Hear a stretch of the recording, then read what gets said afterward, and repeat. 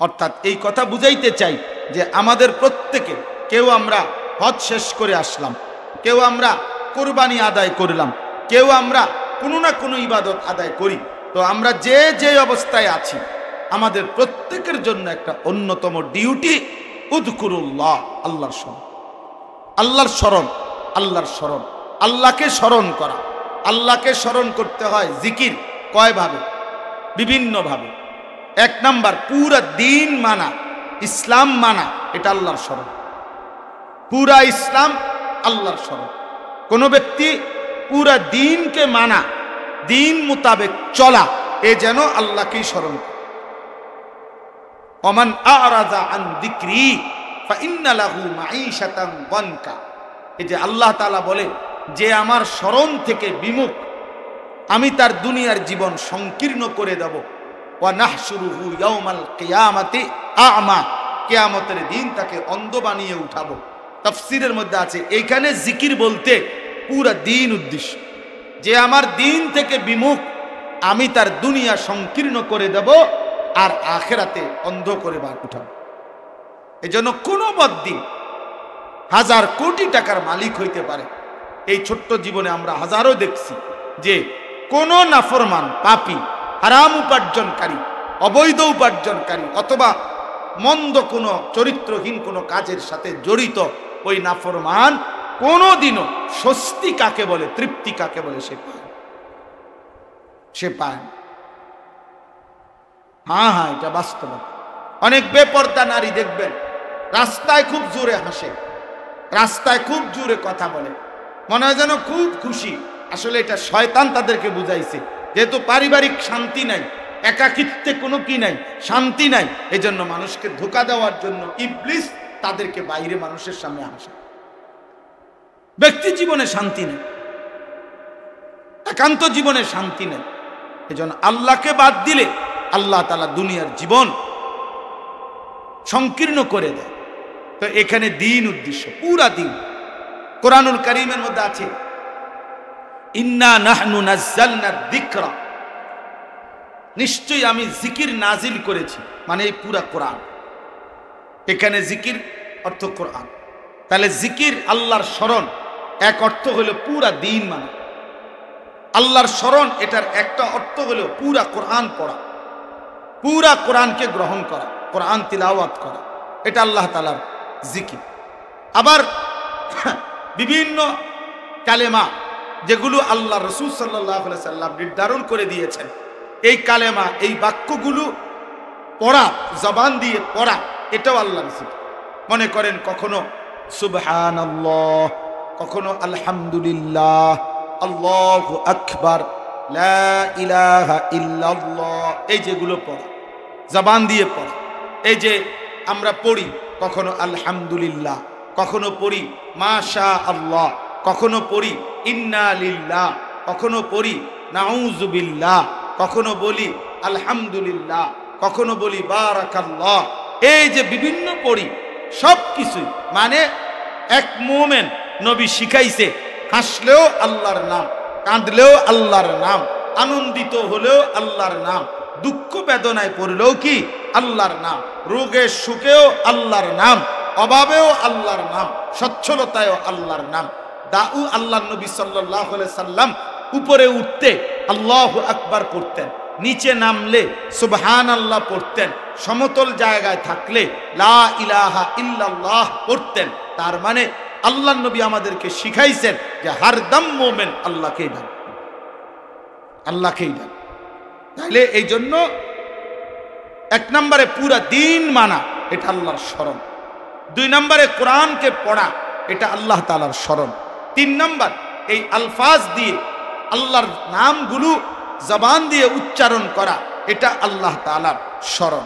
চার নম্বরে রাসূলুল্লাহ সাল্লাল্লাহু আলাইহি ওয়াসাল্লামের শেখানো প্রত্যেক আমলের মধ্যে, প্রত্যেক কাজের ক্ষেত্রে যখন যেই দোয়া নবীজি শিখাইছেন ওই সময় ওই দোয়া পড়া, এটা আল্লাহর স্মরণ, জিকির।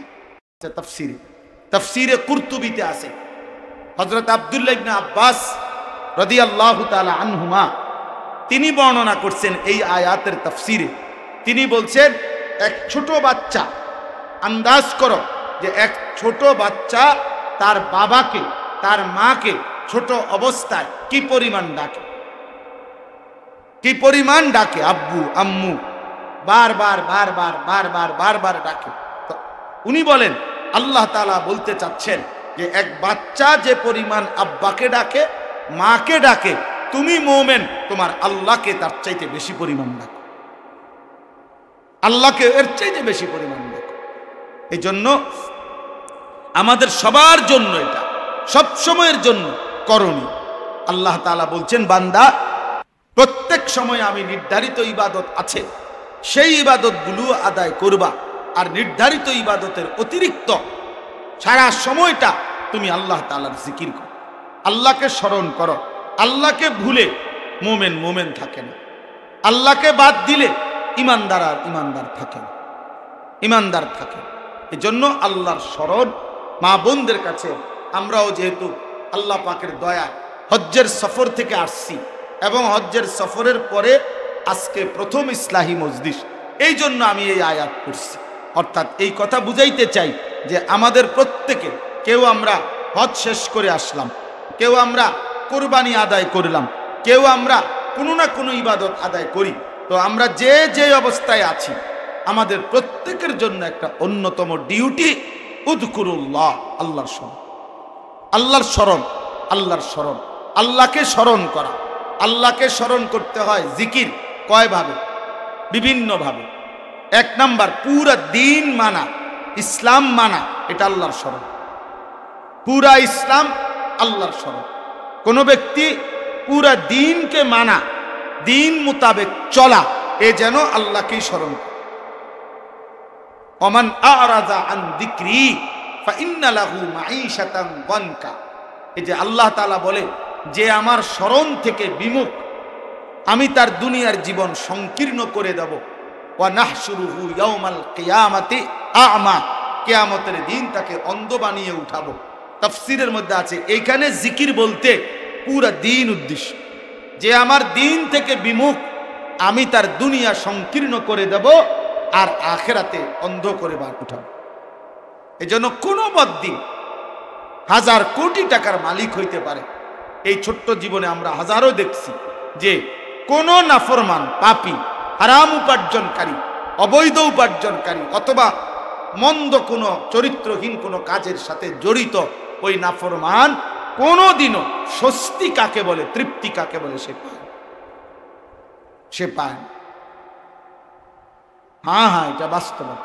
অনেক বেপর্দা নারী দেখবেন রাস্তায় খুব জোরে হাসে, রাস্তায় খুব জোরে কথা বলে, মনে হয় যেন খুব খুশি। আসলে এটা শয়তান তাদেরকে বুঝাইছে, যেহেতু পারিবারিক শান্তি নাই, একাকিত্বে কোনো কি নাই, শান্তি নাই, এজন্য মানুষকে ধোঁকা দেওয়ার জন্য ইবলিস তাদেরকে বাইরে মানুষের সামনে হাসে। ব্যক্তি জীবনে শান্তি নেই, একান্ত জীবনে শান্তি নেই। এজন্য আল্লাহকে বাদ দিলে আল্লাহ তাআলা দুনিয়ার জীবন সংকীর্ণ করে দেয়। তো এখানে দিন উদ্দেশ্য, পুরা দিন। কোরআনুল কারীমের মধ্যে আছে ইন্না নাহনু নাযালনা যিকরা, নিশ্চয়ই আমি জিকির নাজিল করেছি, মানে এই পুরা কোরআন। এখানে জিকির অর্থ কোরআন। তাহলে জিকির আল্লাহর স্মরণ, এক অর্থ হলো পুরা দিন মানে আল্লাহর স্মরণ। এটার একটা অর্থ হলো পুরা কোরআন পড়া, পুরা কোরআনকে গ্রহণ করা, কোরআন তিলাওয়াত করা, এটা আল্লাহ তাআলার জিকির। আবার বিভিন্ন কালেমা যেগুলো আল্লাহ রাসূল সাল্লাল্লাহু আলাইহি সাল্লাম নির্ধারণ করে দিয়েছেন, এই কালেমা, এই বাক্যগুলো পড়া, জবান দিয়ে পড়া, এটাও আল্লাহর জিকির। মনে করেন কখনো সুবহানাল্লাহ, কখনো আলহামদুলিল্লাহ, আল্লাহু আকবার, লা ইলাহা ইল্লাল্লাহ, এই যেগুলো পড়া, জবান দিয়ে পড়া। এই যে আমরা পড়ি কখনো আলহামদুলিল্লাহ, কখনো পড়ি মাশা আল্লাহ, কখনো পড়ি ইন্না লিল্লাহ, কখনো পড়ি নাউযু বিল্লাহ, কখনো বলি আলহামদুলিল্লাহ, কখনো বলি বারাকাল্লাহ। এই যে বিভিন্ন পড়ি, সব কিছুই মানে এক মুমিন, নবী শিখাইছে হাসলেও আল্লাহর নাম, কাঁদলেও আল্লাহর নাম, আনন্দিত হলেও আল্লাহর নাম, দুঃখ বেদনায় পড়লেও কি আল্লাহর নাম, রোগে সুখেও আল্লাহর নাম, অভাবেও আল্লাহর নাম, সচ্ছলতায়ও আল্লাহর নাম। দাউ আল্লাহর নবী সাল্লাল্লাহু আলাইহি সাল্লাম উপরে উঠতে আল্লাহু আকবার পড়তেন, নিচে নামলে সুবহানাল্লাহ পড়তেন, সমতল জায়গায় থাকলে লা ইলাহা ইল্লাল্লাহ পড়তেন। তার মানে আল্লাহর নবী আমাদেরকে শিখাইছেন যে হরদম মুমিন আল্লাহকেই ডাক, আল্লাহকেই ডাক। তাহলে এই জন্য এক নম্বরে পুরা দিন মানা, এটা আল্লাহর স্মরণ। দুই নম্বরে কোরআনকে পড়া, এটা আল্লাহ তাআলার স্মরণ। তিন নম্বর এই আলফাজ দিয়ে আল্লাহর নামগুলো জবান দিয়ে উচ্চারণ করা, এটা আল্লাহ তাআলার স্মরণ।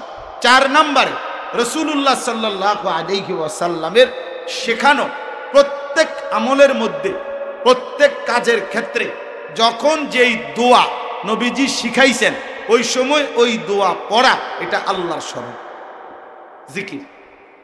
এই জন্য আমাদের খুলনার হযরত আরিফ বিল্লাহ হযরত মাওলানা মুফতি নুরুল আমিন সাহেব হযরত সব সময় এটা বলে যে ব্যক্তি নিয়মিত চলার পথে যখন যে সময় নবীজির যেই দোয়া, মানে নবীজি সাল্লাল্লাহু আলাইহি সাল্লাম বাথরুমে ঢুকতে কি দোয়া পড়ছেন, বের হয়ে কি দোয়া পড়ছেন, ঘুমাইবার আগে, ঘুমের থেকে উঠে, খাওয়ার আগে, খাওয়ার পরে, সফরে বের হয়ে, সফর থেকে ফিরে এসে, এরকম প্রত্যেক সময় নবীজি যেই দোয়া পড়ছেন ওই দোয়াটা ওই সময় পড়ে যে ব্যক্তি, পুরুষ কিংবা নারী, হযরত বলেন যে নিশ্চিত সেই পুরুষ কিংবা নারী কিয়ামতের দিন বেশি বেশি জিকিরকারী পুরুষ এবং নারীদের অন্তর্ভুক্ত হবে। কিন্তু আমরা তো বছরের পর বছর, দিনের পর দিন চলে যায়, একটা দোয়াও পারেন। শিখার মানসিকতাই নেই, শিখার মানুষ। মুসলমানের সমস্ত বিরোধিতা, মুসলমানের সব কিরমের চেষ্টা যে বেঈমান কাফের মুশরিকের কিছু না কিছু শিখার চেষ্টা করে, কিন্তু রাসূলুল্লাহ সাল্লাল্লাহু আলাইহি সাল্লামের আলফাজ, সুন্নাত অথবা দোয়া, এটা শিখার মানসিকতা। কত বেঈমানের কত ইংরেজি কথা, কত বাক্য, ইংরেজি উচ্চারণ, এটা তারা বুঝে নেয়, শিখে নেয় মুসলমান। কিন্তু রাসূলুল্লাহ সাল্লাল্লাহু আলাইহি সাল্লামের শেখানো একটা দোয়া, না হুজুর আমরা তো আর কি হুজুর মানুষ, আমরা হইলাম জেনারেল শিক্ষিত, আমরা হইলাম সাধারণ মানুষ, আমরা কি আর এগুলা পারবো? না, আপনি পারতেন না, আপনি হুদা ভাত খাইতেন পারবেন। আপনার কাম হইল শুধু ভাত খাওন আর মোবাইল টিফোন আর টেলিভিশন দেখো, এই হলো আমরা বুঝে নিছি, আমরা বুঝে নিছি। অথচ যদি একটা মানুষের বাচ্চা, যেই কোনো বাচ্চা যদি মাদ্রাসায় পড়ুক অথবা আলেম থেকে শিখে, যদি সে পারে দোয়া পড়তে, তো আপনি পারবেন না কেন? আরেকজনে পারলে আপনি পারবেন না কেন? এটা তো কোনো যুক্তির কথাই হইতে পারে। এটা হলো মানসিকতার ব্যাপার। কত মুসলমানের কোরআন শরীফ অশুদ্ধ, পুরুষ কিংবা নারী, কোনো গুরুত্বই দেয় না, এটা কোনো বিষয়ই মনে করেন। আরে অপদার্থ, তোর নামাজই হয় না। যার কোরআন শরীফ অশুদ্ধ, ওই পুরুষ কিংবা নারী, ওই যদি কাবা শরীফের ছাদে উঠতেও নামাজ পড়ে, তার নামাজ হবে। কাবা শরীফ যদি তার মাথার উপরে থাকে, তারপরও নামাজ হবে না। নামাজ অশুদ্ধ কোরআন শরীফ পড়লে নামাজ হয় না। এখন এইটা আপনি যদি মানে হাজার কোটি বারও বলেন, মানতে চায়।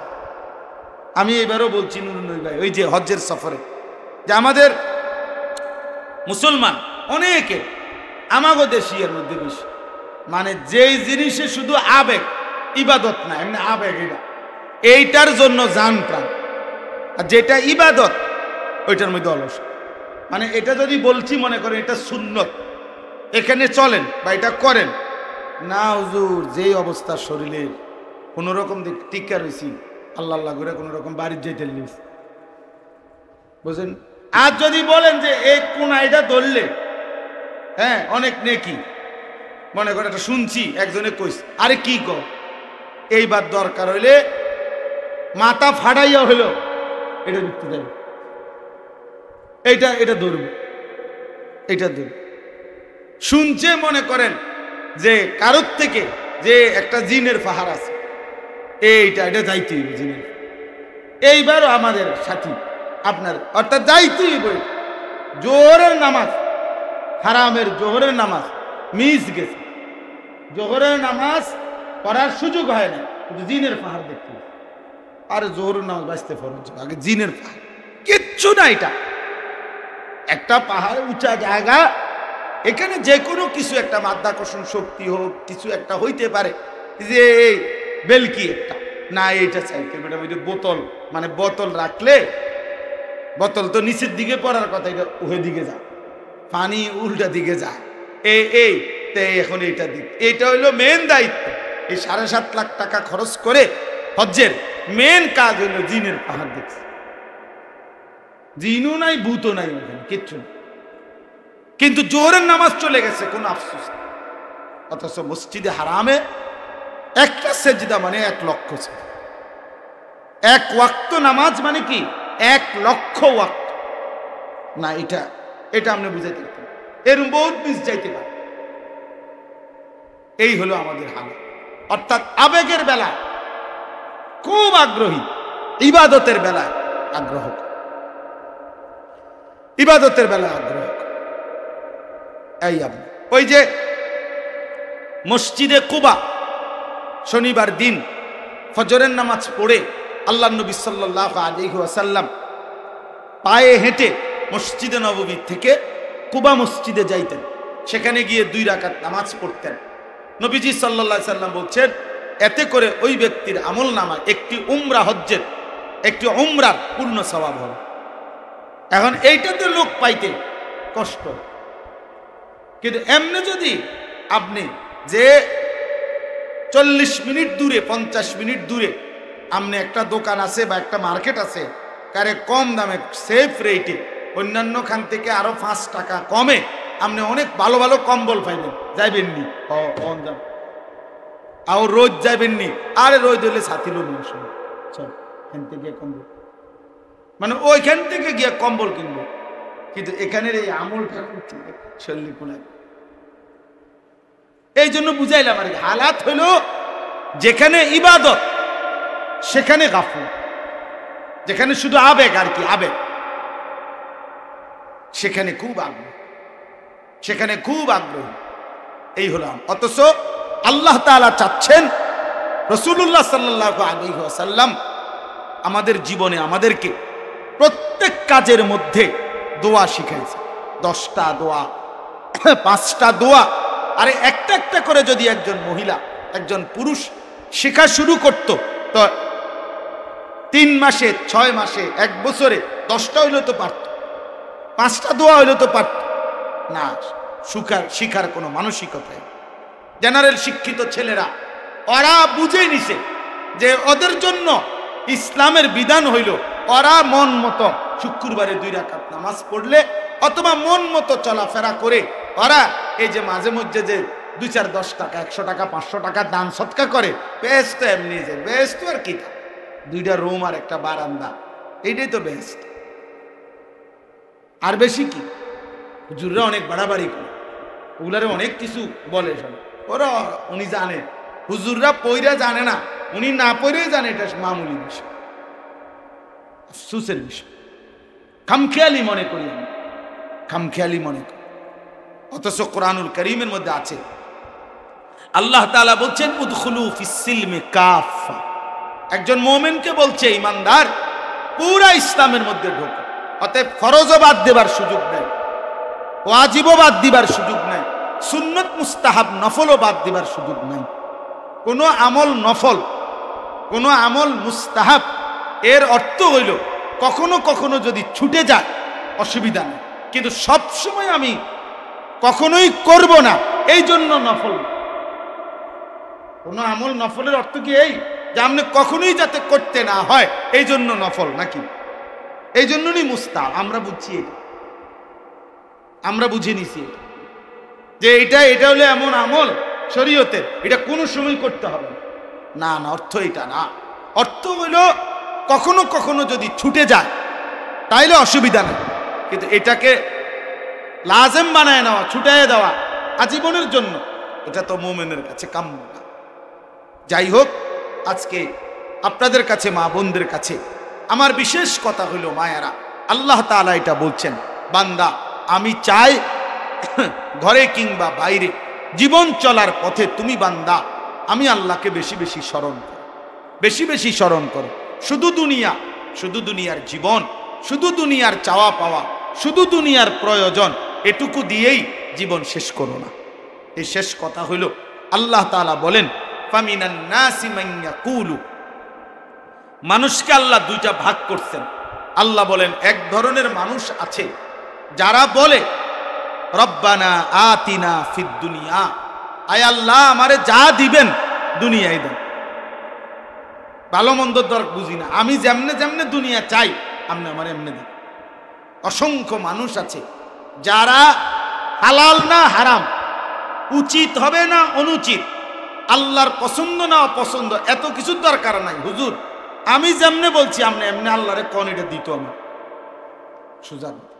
আমি এই ব্যবসা দিছি, এখন আপনার কাছে 100 টাকা দিলাম, আপনি এটা আল্লাহরে বলে দেন এটার মধ্যে যেন বরকতে ভাইসা যায়, বন্যার পানির মতো দোয়া করে দোয়া। এবারে আপনি মাল নেন কেমনে, মাল বিক্রি করেন কিভাবে, কিস্তি নিছেন কেমনে, এলসি নিছেন কেমনে, ব্যবসাটা করেন কিভাবে, এত কিছু না, এত কিছু হুজুর আপনার দরকার না। আপনি শুধু দোয়া করে দেন আল্লাহ যেন আমি যেমনে দিছি এমনি যেন কি দেন বরকত। এই হলো হালাত, এই হলো হালাত। অর্থাৎ নিজের মর্জি মতো আল্লাহর কাছে শুধুই দুনিয়া চায়, শুধু দুনিয়া চায়। এই যে মানুষ আপনার প্রতিনিয়ত দুনিয়ার ব্যাপারেই আমাদের কাছে দোয়া বেশি চায়, যে হুজুর আগামী সোমবারে আমার ছাদটা ডালাই, দোতলার ছাদ ডালাই, খাস করে দোয়া করব, ধরেন 100 টাকা দেব। আমি একবার একজনকে বললাম যে খাস করে দোয়া মানে কি, যে এভাবে দোয়া করে দেব যাতে একবার জাগাত ছাদ সহ বিল্ডিং ডাইবা যায়, খাস করে একদম খাস করে, যেহেতু দোয়া দাতা দিয়ে দিলাম দোয়া, তাহলে খাস দোয়া কি তার এই বিল্ডিং, দালান, মোটর সাইকেল, দোকান, ব্যবসা, বাজার, বিদেশ, ভিট, এগুলো বিটামাটি, এই হলো আমাদের চাওয়া। অথচ আল্লাহ তাআলা বলেন যে মানুষগুলো শুধু দুনিয়া চায়, শুধু দুনিয়া চায়, আল্লাহ বলেন আমি দুনিয়া দেব ঠিক আছে, তবে বলে রাখলাম ওমা লাহু ফিল আখিরাতি মিন খালাক, আখিরাতে ওই নাফরমানের জন্য কোনো অংশ থাকবে না।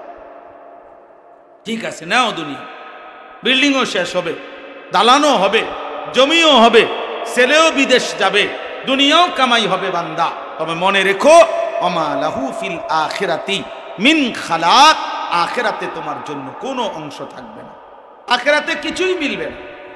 কোরআন শরীফে আছে সূরা বনী ইসরাঈলে আল্লাহ তাআলা বলেন যারা যারা শুধু দুনিয়া চায় আমি আমার ইচ্ছে মতো দুনিয়া তাদেরকে দেব, তবে সুম্মা জাআলনা লাহু জাহান্নাম, তবে প্রত্যেকের জন্য আমি আল্লাহ আখিরাতে জাহান্নাম বানিয়ে রাখছি।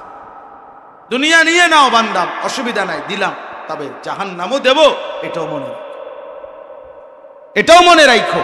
এজন্য মা বোনদের কাছে অনুরোধ, শুধু দুনিয়া, শুধু ঘর, শুধু দালান, শুধু ফার্নিচার, শুধু গহনা, শুধু অলংকার, শুধু রূপচর্চা, শুধু সাজগোজ, শুধু পারফিউম, শুধু প্রসাধনী, এতটুকু পাইয়াই অথবা এতটুকু পাওয়াই জীবনের সার্থকতা মনে করা, এটা আহাম্মকি ছাড়া আর কিছু, আখিরাত মিলবে না। এবার আল্লাহ তাআলা শেষ আয়াতে বলে আমিনহুম মান ইয়াকুলু, আর কিছু মানুষ আছে যারা বলে আল্লাহর কাছে এভাবেই চায় দিবানিশি। কিভাবে চায়?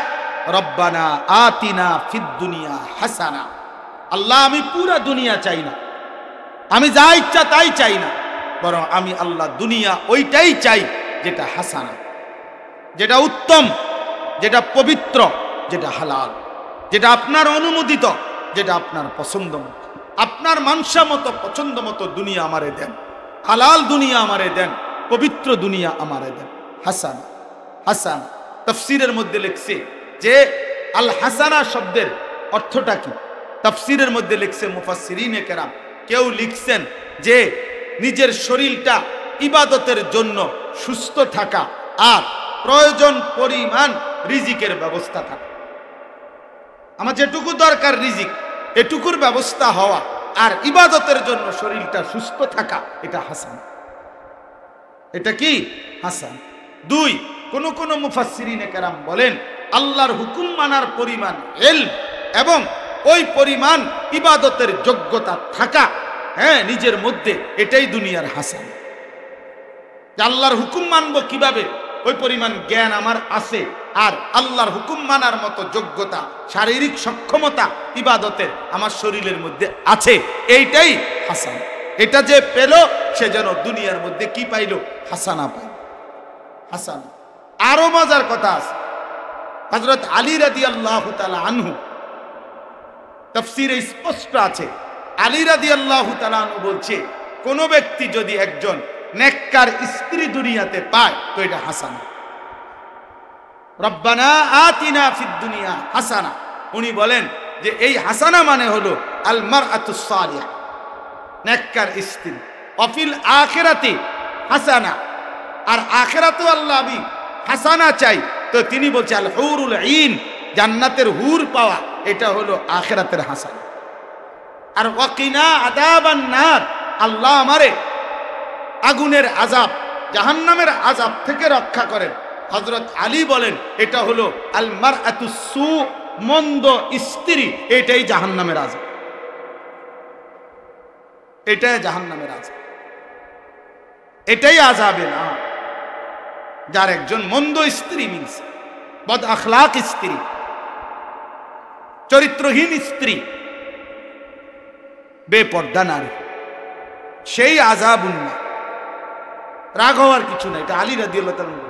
কোন মহিলা যদি রাগ করে কিছু করার নেই, হযরত আলীর বক্তব্য। তাহলে এই জন্য আল্লাহ তাআলা বলেন যে কিছু মানুষ আছে যারা বলে আল্লাহ তামাম দুনিয়া আমি চাই না, আমি হাসানা চাই, দুনিয়ায় যেটা উত্তম, যেটা পবিত্র, যেটা হালাল, যেটা আপনার মর্জি মতো, আমি সেটা চাই। অফিল আখিরাতি হাসানা, আর আখিরাতেও আমি যা উত্তম তাই চাই, হাসানা। ওয়াকিনা আযাবান নার, আল্লাহ যাই দেন দিয়েন, তবে জাহান্নামের আযাব থেকে কি করে দিয়েন, মাফ করে দিন। আল্লাহ বলেন উলাইকা লাহুম নাসীবুম মিম্মা কাসাবু। আল্লাহ বলেন এই শেষোক্ত ব্যক্তি যে দুনিয়া উত্তমটা চেয়েছে, আখিরাতে উত্তমটা চেয়েছে, জাহান্নামের আযাব থেকে মুক্তি চেয়েছে, আমি আল্লাহ ওয়াদা দিলাম এই ব্যক্তি দুনিয়ায় যা করবে সবকিছুর বিনিময়ে আমি আখিরাতে দেব। এই লোক এইবার বাজার করলো নেকি, এই লোক সংসার করলো নেকি, এই লোক বাচ্চা কাচ্চা পালন করলো নেকি, এই লোক স্বামী স্ত্রী মিলন করলো নেকি, এই লোক সেজদা দিল নেকি, সব নেকি, সব নেকি। আর এটার আরেকটা তাফসীর হলো উলাইকা লাহুম নাসীবুম মিম্মা কাসাবু। আল্লাহ তাআলা বলেন এখানে দুই শ্রেণী, যারা শুধু দুনিয়া চাইছে তাদেরকে তারা যা চাইছে সেই অংশই দেব, আর যারা আখিরাত চাইছে সহ তো তাদেরকে আখিরাতের অংশ। সর্বশেষ হলো আল্লাহু সারিউল হিসাব। আল্লাহ তাআলা বলেন আল্লাহ হচ্ছেন অতি দ্রুত হিসাব গ্রহণকারী। এই অতি দ্রুত হিসাব তাফসীরের মধ্যে লিখছে অতি দ্রুত মানে কি, কালামহিল বাসার, আল্লাহ তাআলার হিসাব চোখের পলকের মতো, চোখের পলকের মতো। আল্লাহ নবী সাল্লাল্লাহু আলাইহি সাল্লাম বলছে এক ব্যক্তি তার বকরির দুধ দুহাইতেছে, গাভীর থেকে দুধ দহন করতেছে, এই গাভীর দুধ দহন করতে যেটুকু সময় হাসরের ময়দানের বিচার মনে হবে তার চাইতে কম সময়, তার চাইতে কম সময়, এত কম সময়। তার মানে কি, তার মানে হলো আল্লাহ তাআলা এটা বুঝাইতে চাচ্ছেন হাসরের ময়দানে আমি আল্লাহ আমার নেককার বান্দার পুরস্কার জান্নাত এটাও দ্রুত দিয়ে দেব, নাফরমানের জাহান্নামও দ্রুত দিয়ে দেব,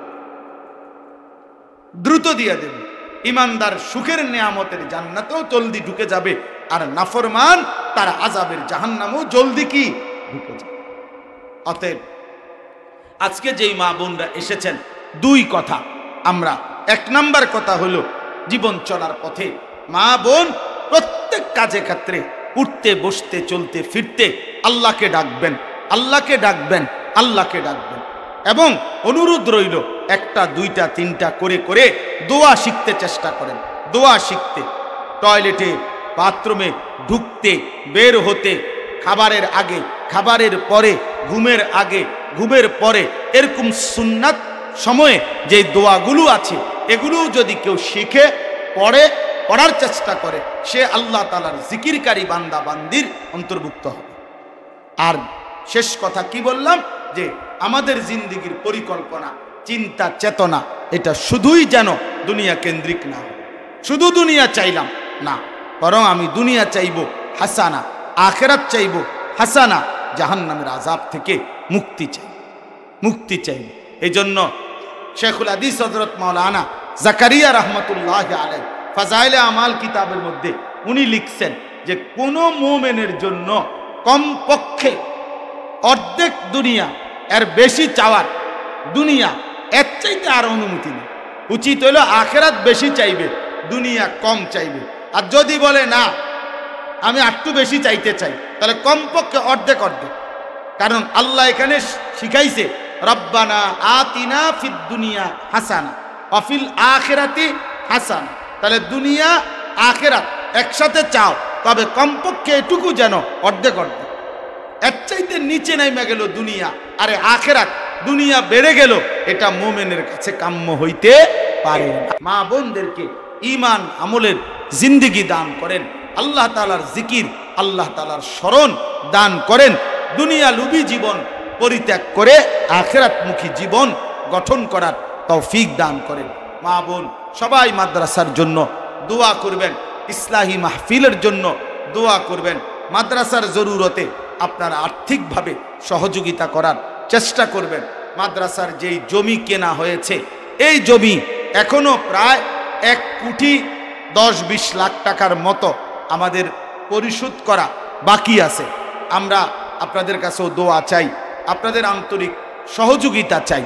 যেই মা বোন সুযোগ থাকলে যেবা আপনি যদি কিছুটা দান করেন, তো মাদ্রাসার এই জমিতে, যে জমি আমরা মাদ্রাসার জন্য কিনছি 94.5 শতক জায়গা, আলহামদুলিল্লাহ আশা মসজিদ মাদ্রাসা করার, তো ওইখানে মাটির সাথে যার অন্তর্ভুক্ত 1000 টাকাই হোক, 10,000 টাকাই হোক, 5,000 টাকাই হোক, অল্পই হোক আর বেশিই হোক, যিনি মাটির সাথে অংশগ্রহণ করলেন, হতে পারে আল্লাহর দয়ায় যদি সেখানে মসজিদ মাদ্রাসা যাই হবে, পরবর্তীতে মাটির সাথে যার অন্তর্ভুক্তি, পরবর্তীতে যতদিন ওই প্রতিষ্ঠান চলবে, আল্লাহ চালাবে, ওই ব্যক্তি, ওই পুরুষ নারী সাদকায়ে জারিয়ার সওয়াব পাইতে থাকবে নিশ্চিত। কেউ স্মরণ না করুক, কেউ মনে করেন মনে না করুক, সওয়াব কোনো হুজুরে দেয় না, সওয়াব পাবলিকে দেয় না, সওয়াব তো দেয় কে? আল্লাহ। তো যিনি সওয়াব দেয় উনি তো ভুলে না। আমি ভুললে অসুবিধা কি? মানুষ ভুলে গেলে সমস্যা কি? মানুষ মনে রাখলো না, কিন্তু আল্লাহ তো মনে রাখে, তিনি তো ভুলেন না। এই জন্য আমরা প্রত্যেকে ইনশাআল্লাহ, মা বোন আপনাদের কাছে অনুরোধ, অনেকেই দিছেন আলহামদুলিল্লাহ। তো আপনাদের কাছে অনুরোধ, যখন যার সুযোগ হয়, নিজেদের ছেলে আছে প্রবাসে, স্বামী আছে প্রবাসে, বাবা আছে প্রবাসে অথবা দেশে, যেমনি হয় আপনারা অল্প অল্প করে আমাদের মাদ্রাসার এই ক্রয়কৃত জমিতে কিছুটা অংশগ্রহণ করার চেষ্টা করবেন। আল্লাহ তাআলা তৌফিক দান করেন। আলহামদুলিল্লাহি রাব্বিল আলামিন। আল্লাহুম্মা আনতাস সালাম ওয়া মিনকাস সালাম, তাবারাকতা ইয়া যাল জালালি ওয়াল ইকরাম। মাওলায়ে করিম আপনি মাফ করে দেন, রব্বে করিম আপনি মাফ করে দেন, মেহেরবান মওলা আপনি মাফ করে দেন। আয় আল্লাহ আপনি মাফ করে দেন, আয় আল্লাহ আপনি মাফ করে দেন, আয় আল্লাহ আপনি মাফ করে দেন। আমার মা বোনদেরকে মাফ করে দেন, প্রতিটা বোনকে মাফ করে দেন, প্রতিটা মাকে মাফ করে দেন। আয় আল্লাহ যারাই এসেছে সকলকে মাফ করে দেন। আল্লাহ আমাদের প্রত্যেকের কবরবাসীদেরকে মাফ করে দেন, কিয়ামত পর্যন্ত কবরের আযাব মাফ করে দেন, কবরগুলোকে জান্নাতের টুকরা বানিয়ে দেন। আয় আল্লাহ আমাদের প্রত্যেককে ঈমান আমলের জিন্দেগি দান করেন। আল্লাহ জাকিরিন শাকিরিন হিসাবে কবুল করে নেন। আল্লাহ জীবনে বারবার হরদম আপনাকে ডাকবার মতো তৌফিক দান করেন। আয় আল্লাহ সেজদাওয়ালা কপাল বানিয়ে দেন, কাঁদনেওয়ালা চোখ বানিয়ে দেন, জিকিরওয়ালা জবান বানিয়ে দেন, জিকিরওয়ালা জবান বানিয়ে দেন, মোহব্বতওয়ালা দিল বানিয়ে দেন, সুন্নতওয়ালা জীবন বানিয়ে দেন, জীবনটা কামিয়াব করে দেন। আখিরাত কামিয়াব করে দেন। যা হাসানা তা দুনিয়ায় দেন, যা হাসানা তা আখিরাতে দেন। জাহান্নামের আযাব থেকে মুক্তি দিয়ে দেন। আল্লাহ আমার এই ভাইদেরকে আল্লাহ আপনি কবুল করে নেন। আমাদের সকলের বংশধর যারা কবরবাসী, মাফ করে দেন মওলা। কিয়ামত পর্যন্ত কবরের আযাব মাফ করে দেন। আপনার নূরে রহমত দ্বারা কবরগুলোকে ভরপুর করে দেন। অসুস্থ বিমারি যারা শিফা করে দেন, অসুস্থ বিমারি যারা শিফা করে দেন, শিফায়ে কামেলা আজেলা দান করেন। আল্লাহ বহু মা বোন বিভিন্নভাবে দোয়া চেয়েছে, আয় আল্লাহ প্রত্যেকের নেক মাকসাদ আপনি পূরণ করে দেন, প্রত্যেকের পেরেশানি আপনি দূর করে দেন, অসুস্থতা শিফা করে দেন, অভাব আপনি দূর করে দেন, হৃদয়ের প্রশান্তি দান করেন। প্রতিটা মা বোনকে আয় আল্লাহ পর্দা পুশিদা দান করেন। আবেদা সালেহা আরেফা শাকেরা জাকেরা হিসাবে কবুল করে নেন। মা ফাতেমা রাবেয়া বসরিয়ার মতো হিসাবে কবুল করে নেন। আল্লাহ আমাদের মাদ্রাসা আপনি কবুল করে নেন। মাদ্রাসার জরুরত আপনি পূরণ করে দেন। মাদ্রাসার হাওয়ায়েজ আপনি পূরণ করে দেন। ছাত্র উস্তাদ সকলকে ইখলাস ও তাকওয়া দান করেন। এলাকাবাসীর দিল মাদ্রাসার সাথে জুড়ে দেন।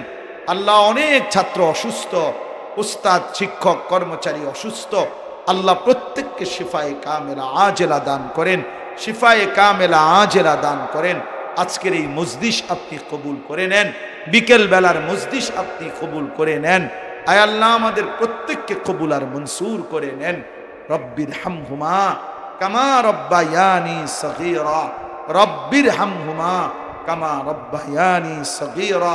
সুবহান রব্বিকা রব্বিল ইজ্জাতি আম্মা ইয়াসিফুন ওয়া সালামুন আলাল মুরসালিন ওয়ালহামদুলিল্লাহি রাব্বিল আলামিন।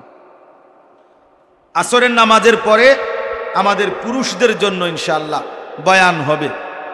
আসরের নামাজের পরে, মাগরিবের নামাজের পরে ইনশাআল্লাহ আমার শায়েখ আরিফ বিল্লাহ হাকিমুন নফস